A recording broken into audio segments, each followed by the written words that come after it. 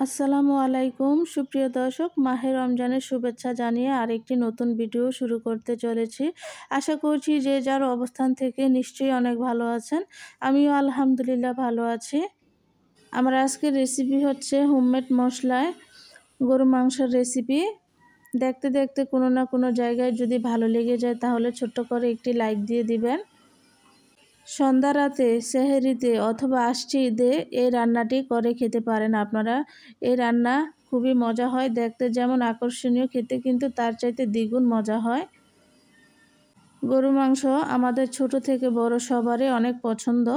তো মূল রান্নায় চলে যাচ্ছি কথা না বাড়িয়ে। এখানে আমি প্রায় 2 কেজি গরু মাংস নিয়েছি, হাড় চর্বি মাংস মিলিয়ে নিয়েছি। তো যে পাতিলটাতে রান্না করব সেই পাত্রটা দেখিয়ে দিলাম। চুলায় বসিয়ে রেখেছি। এখানে পেঁয়াজ কুচি করে রেখেছি দারচিনি, তারপর এলাচ, তারপর তেজপাতা রেখেছি। তো চুলায় প্যানটা বসিয়ে পরিমাণ মতো তেল দিয়ে তাতে কয়েক গোটা মেথি দিয়েছিলাম। তারপর দিয়ে দিলাম পেঁয়াজ কুচিগুলো।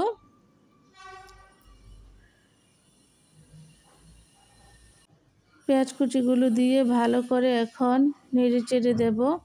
তো দিয়ে দিলাম দারচিনি 1 টুকরো, 2টা তেজপাতা, 4-5টা এলাচ মাঝখান থেকে ফাটিয়ে নিয়েছি আমি। চুলার আঁচটা মিডিয়ামে রেখে পেঁয়াজগুলো আমি ভেজে নেব। নেড়ে চেড়ে বাদামি কালার করে একটু ভেজে নেব। আসলে গরু মাংস কে না খেতে পছন্দ করে, আমরা সবাই পছন্দ করি, ছোট থেকে বড়রা সবাই। রান্নাটা যদি একটু ভালো হয় তাহলে পরিবারের কাছে অনেক সুনাম পাবেন। পরিবারের মানুষের মন জয় করে ফেলতে পারবেন শুধু রান্না করে। রান্না করতে পারে না এমন কোনো মানুষ নেই, তবুও আমি নতুন রাঁধুনিদের জন্য বলছি। তো এখন দিয়ে দেব এই পর্যায়ে এসে 1 টেবিল চামচ পরিমাণ লবণ। লবণটা দিলে হয় কি, পেঁয়াজটা তাড়াতাড়ি গলে যায়, সেজন্য লবণটা আগেই দিয়ে দিলাম। তো বন্ধুরা, আস্তে আস্তে আমার পেঁয়াজগুলো কিন্তু বাদামি কালার হয়ে আসতেছে। তো এখন অন্য মশলা অ্যাড করে দেব। দিয়ে দিচ্ছি 3 টেবিল চামচ পরিমাণ আদা রসুন বাটা। যেহেতু আমি এখানে 2 কেজি গরুর মাংস নিয়েছি, সেজন্য 3 টেবিল চামচ পরিমাণ আদা রসুন বাটা লাগবে। আপনারা এই মশলার মাপ ঠিক রেখে যদি মাংস রান্না করেন, আমার বিশ্বাস আপনাদের পরিবারের লোকজন সবাই প্রশংসা করবে আপনার এই রান্না খেয়ে। তো আদা রসুন পেঁয়াজটাকে আমি কিছুক্ষণ কষিয়ে নেব এভাবে। চুলার আঁচটা কিন্তু মিডিয়ামে রেখেছি। কিছুক্ষণ এভাবে কষিয়ে নেওয়ার পর তো দিয়ে দিলাম আর একটু কাঁচামরিচ বাটা। কাঁচামরিচ বাটাটা দিলে কি হয়, সুন্দর একটা ফ্লেভার আসে। তো বন্ধুরা, এখন নেড়ে চেড়ে কিছুক্ষণ কষিয়ে নেব আবার। তো এই তো কিছুক্ষণ কষিয়ে নেওয়ার পর এখন অ্যাড করে দিচ্ছি 1.5 টেবিল চামচ পরিমাণ হলুদের গুঁড়া।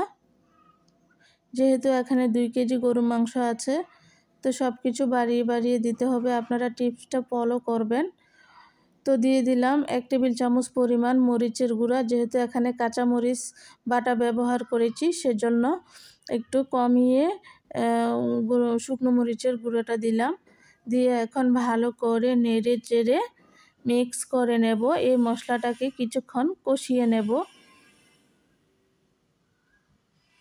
তো বন্ধুরা, কিছুক্ষণ কষিয়ে নিলাম আমি। অফ ক্যামেরায় একটু ঝোল অ্যাড করে দিয়েছি, না হয় নিচ থেকে পোড়া লেগে যাবে। তো এখন দিয়ে দিলাম জিরা, ধনিয়া, গোলমরিচের গুঁড়া 2 টেবিল চামচ পরিমাণ। তারপর এখন দিয়ে দেব 1 টেবিল চামচ পরিমাণ গরম মশলার গুঁড়া, হোমমেড গরম মশলার গুঁড়া। চাইলে আপনারা এটা বাসায় তৈরি করতে পারেন। আমার মোবাইলে কিন্তু আমার চ্যানেলে কিন্তু আছে, চাইলে আপনারা আমার চ্যানেলটাকে ভিজিট করতে পারেন। এই মশলা দিয়ে বিরিয়ানি, তারপর হচ্ছে চিকেন রোস্ট, গরুর মাংস, খাসির মাংস সব কিছু রান্না করা যায়। তো এখন আবার সবগুলো মশলা একসাথে আমি কিছুক্ষণ কষিয়ে নেব, তারপর মাংসগুলো দিয়ে দেব। প্রায় 5 মিনিটের মতন এইভাবে কষিয়ে নেওয়ার পর এখন মাংসগুলো দিয়ে দেব মশলার ভিতরে। এই রান্না করতে কিন্তু তাজা গরুর মাংস লাগবে, না হয় ফ্রিজে রাখা মাংস দিয়ে কিন্তু এই রান্না কখনোই করতে যাবেন না, না হয় স্বাদ হবে না।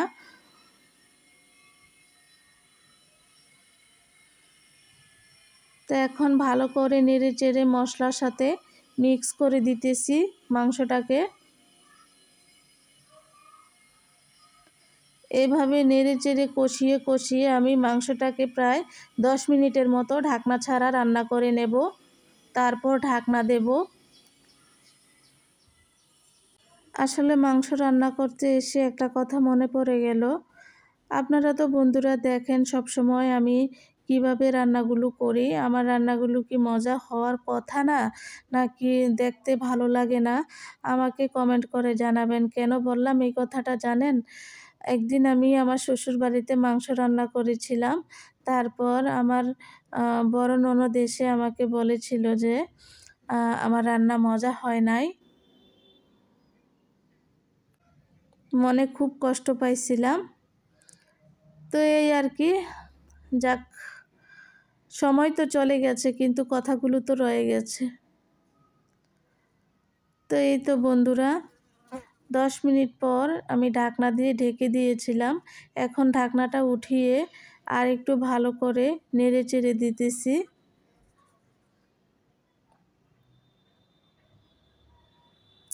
এখন আবার ঢাকনাটা দিয়ে দেব 5-6 মিনিটের জন্য।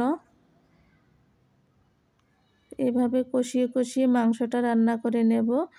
তো ফিরে আসলাম 5-6 মিনিট পর। দেখুন মাংসের গা থেকে কিন্তু ঝোলের পানি ছেড়ে দিয়েছে। আমি আর আলাদা করে এখানে ঝোলের পানি অ্যাড করব না। যে ঝোলের পানিটা উঠেছে সেটা দিয়ে মাংসটাকে মৃদু আঁচে রান্না করে নেব, একদম ভুনা ভুনা করে নেব।